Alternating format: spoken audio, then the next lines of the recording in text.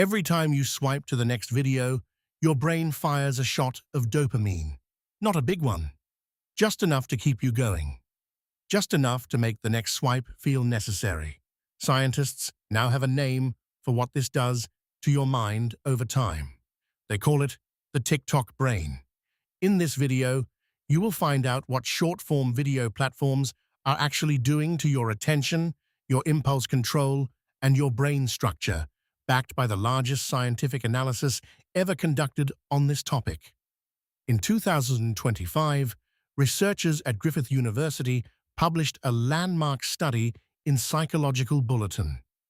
They analyzed 71 peer-reviewed studies covering nearly 100,000 participants across multiple continents. The conclusion was unambiguous.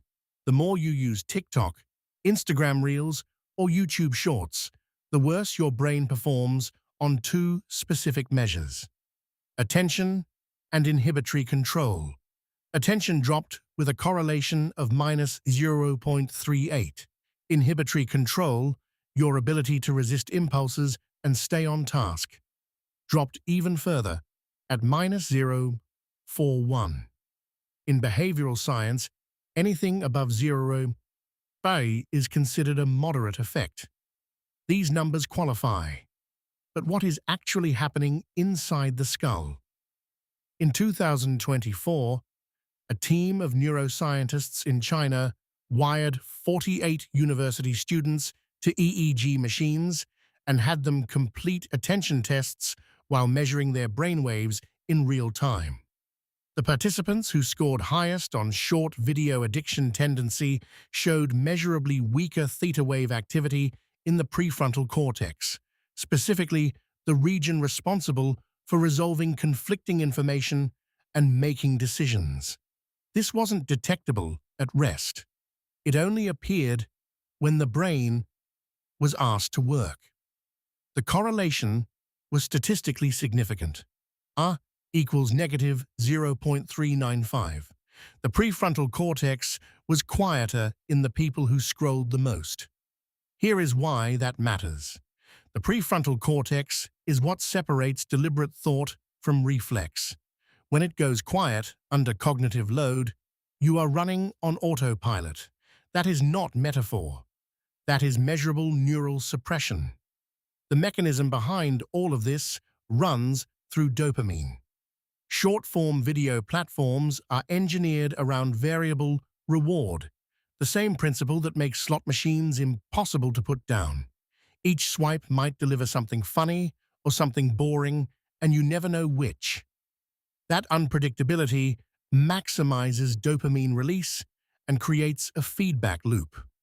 The more you scroll, the more your brain expects rapid stimulation, and the harder it becomes to tolerate slower inputs. Reading a page, holding a conversation, sitting through a lecture. These feel unbearable, not because they are hard, but because your reward system has been recalibrated.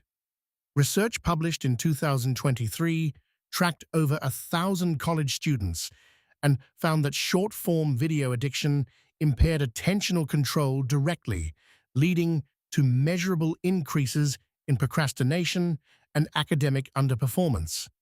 The same 2025 meta-analysis found that beyond cognition, heavy use was also associated with higher stress, increased anxiety, and disrupted sleep.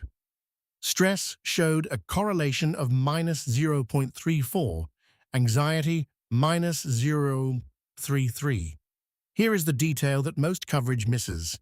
It was not simply total screen time that predicted the worst outcomes. It was compulsive usage patterns, the feeling that you cannot stop, even when you want to. Someone scrolling for 20 compulsive minutes may show worse cognitive effects than someone who watches a single 40-minute documentary. Your brain did not evolve for a world that delivers a new stimulus every 8 seconds. And when you hand it one anyway, over and over, it adapts, just not in the direction you would want.